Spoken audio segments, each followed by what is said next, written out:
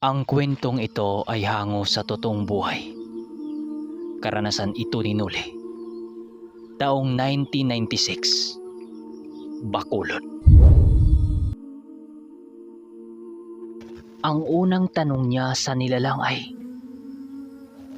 "Kaibigan, anong kailangan kong gawin upang mapasakamay ko ang mutyang bato na yan?" Matapos niya itong sabihin, hindi sumagot yung nilalang. Kaya't ang ginawa niya, naghintay siya ng ilang minuto upang pakinggan ang magiging sagot nito. Habang nag-aantay silang dalawa sa isasagot nito, pansin nila ang mabagal na paggalaw ng nilalang. Ilang minuto pa ang lumipas. Biglang nakarinig silang dalawa ng busis na nagsasabi ng,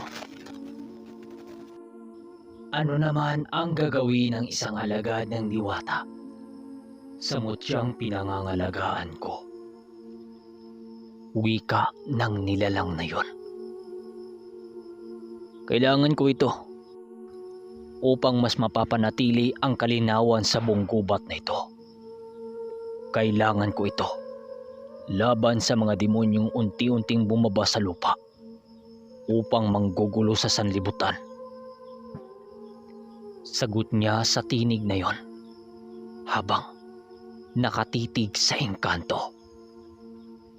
"Sige, kung nais mo itong mapasakamay, ipakita mo sa akin na ika'y karapat-dapat sa gamit na ito. Sapat na siguro ang iyong lakas upang sanggain ang mga pagsubok kong ibibigay sa iyo, tao. At ang kabiguan mong hindi makuha ang bato ay ang kamatayang kabayaran sa iyong pagsubok na kunin ito." Nang marinig ito ni Nuli, napatingin siya kay Manong Duming at nagdadalawang isip siya noon kung tutuloy pa ba siya sa kanyang plano. "Maghanda ka, Nuli!" Wika ng ermitanyo, at ang kasabay ng sinabi nito ay ang pagsunggab ng engkanto sa kanya. Bigla siyang binigyan ng isang malakas na suntok nang siyang dahilan para mapaluhod siya sa lupa. Dahil sa suntok na yon, pakiramdam noon ni Nuli sa kanyang tiyan, animoy na butas na yon dahil sa lakas ng puwersa dito. Sa laki ba naman ang kamay ng nilalang na yon na halos puro buto. Si Manong Duming naman ng mga oras na yon, pinili na lang nitong magmasid sa paligid upang masiguradong walang ibang nilalang ang makisawsaw sa laban ng dalawa. Hindi rin pwedeng makialam ang ermitanyo dahil paninigurado tatakas sa kanila ang nilalang na yon, at kapag mangyayari yon, hindi na nila ito makita kailanman, maging ang mutyang tinataglay nito. Dahil sa pag-inda ni Nuli sa ataking yon, hindi niya napansing muling nagpakawala ng atake ang engkanto. Nang masipat niya ito, huli na siyang nakaiwas at muli siyang sinipa ng nilalang, dahilan para tumilapon siya sa isang punong kahoy. Kung hindi siya nakapagkarga ng mga dasal, malamang patay na siya ng mga oras na yon.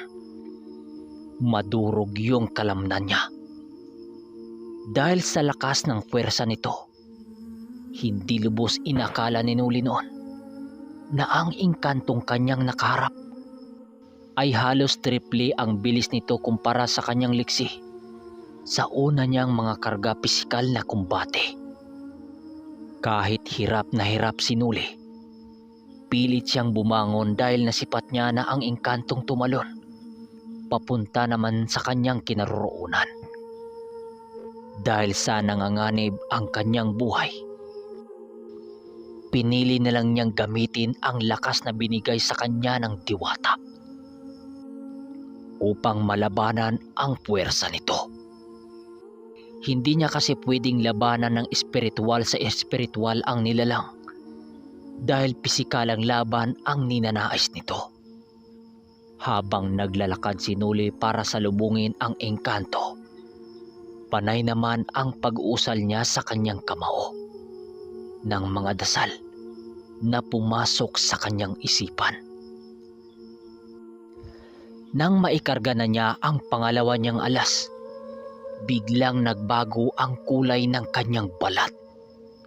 Nagkulay berde ito at halos nagsisilakihan na ang mga ugat sa kanyang dalawang braso.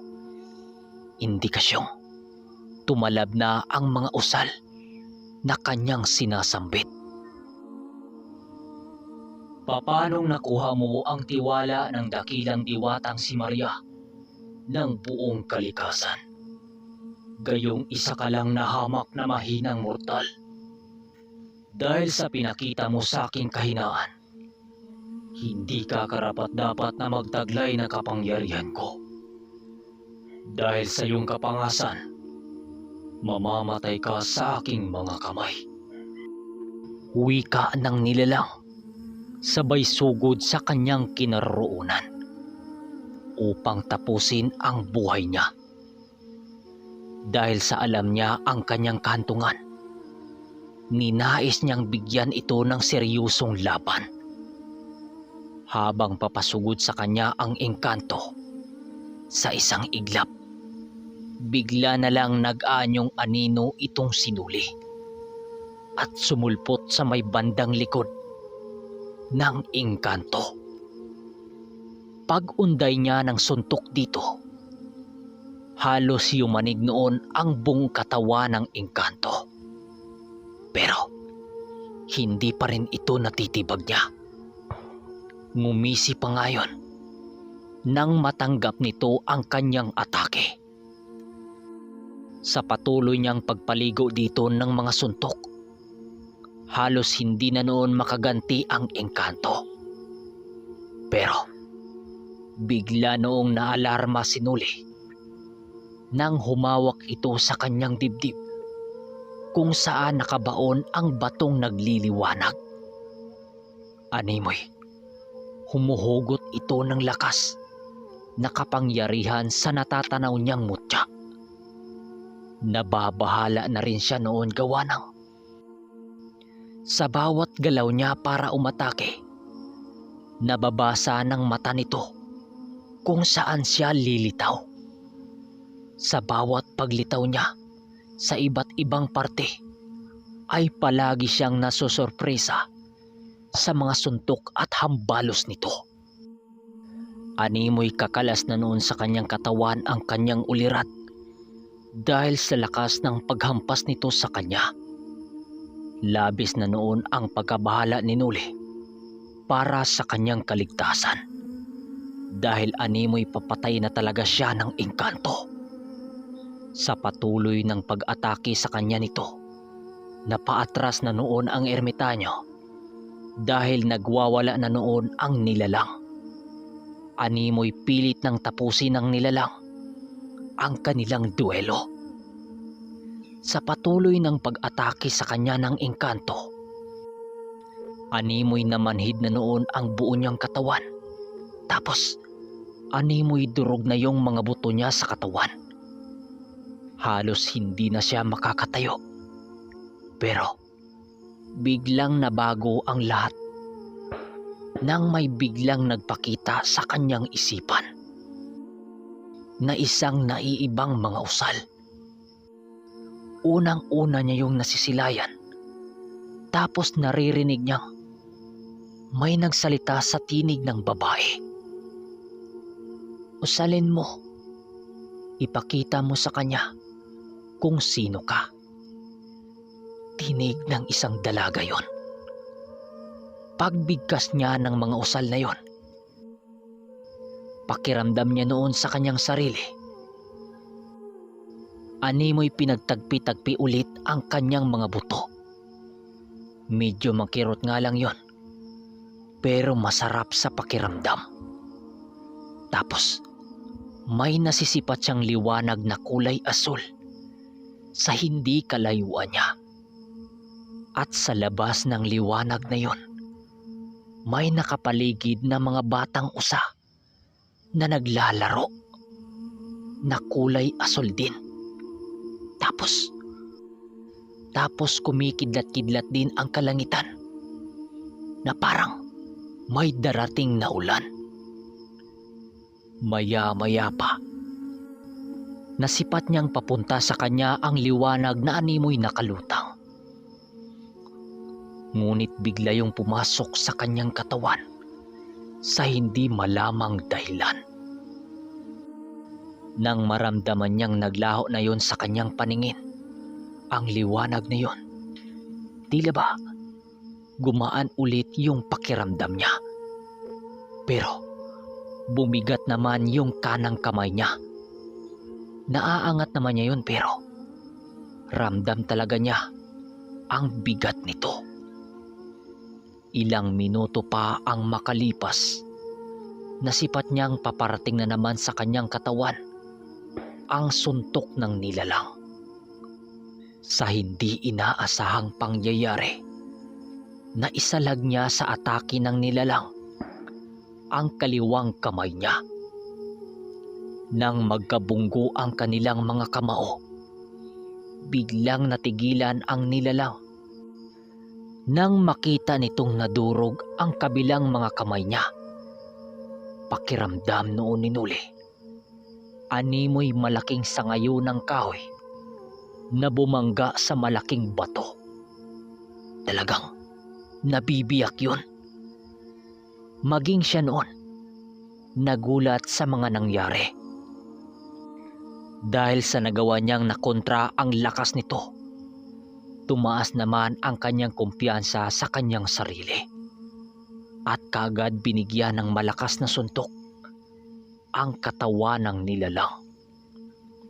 Pagsuntok niya sa nilalang gamit ang kanang kamay niyang bumigat, halos bumagsak noon ang dibdib nito dahil sa lakas ng suntok niya.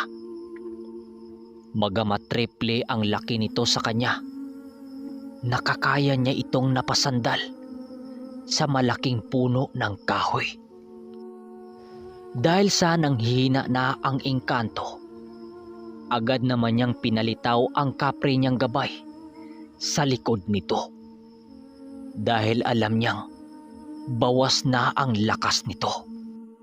Habang hinawakan ng kapre ang magkabila ang kamay nito sa likod ng kahoy, pagkakataon naman yun ni Nuli na dukutin ang bato nito upang matapos na ang kanyang paghihirap.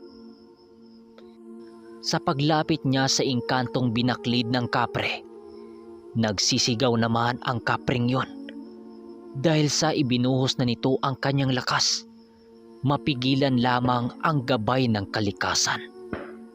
Subalit kahit nabawasan na ang lakas nito, bigo pa ring mapigilan ng kapre ang gabay ng kalikasan.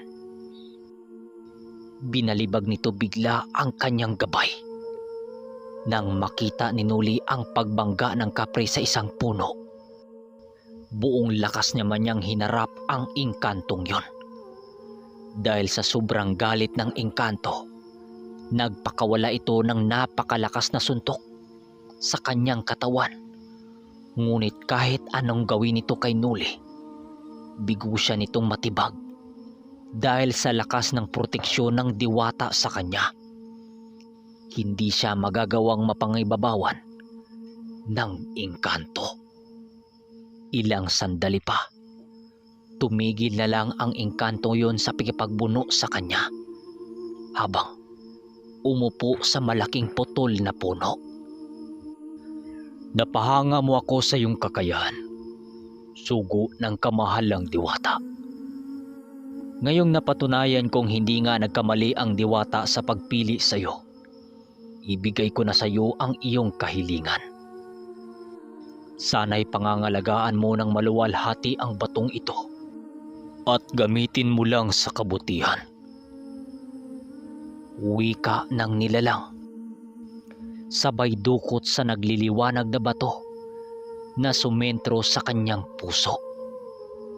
Nang hawak na nito ang batong mutya, ibinuka nito ang kanyang mga palad habang nakaluhod sa lupang nakayuko. Naglalakad naman si Nuli sa harap nito habang unti-unti nitong kinuha ang mutya. "Makakaasa ho kayo sa akin, hari. Huwag ho kayong mag-alala. Isasauli ko rin ito kung saan ko ito kinuha. Sadyang kinakailangan ko lang talaga ang gamit na ito sa ngayon." Sagot naman niya sa nilalang. Nang mawala na sa kamay nito ang batong hawak niya, sa isang iglap, tuluyan na nga itong bumalik sa pagiging dambuhalang ibon. Walang 3 segundo, agading lumipad ang nilalang na kulay asol papunta sa pusod ng kagubatan. So mga kaermitanyo, hanggang dito na muna ang ating kwento. Ang angas, no? May kaparihan na siya ng taglay ng ermitanyo, yung kayang maglalaho kahit sa umaga pa. At sa nakakabilib doon, bukod sa may gabay siyang mga kapre, pero pakinggan nyo na lang mga kaermitanyo. Ito pala ang YouTube channel namin ng kapatid ko. At kung hindi kayo busy, baka naman mapanood nyo ang mga video namin. At huwag nyo kalimutang, alam nyo na, maraming salamat.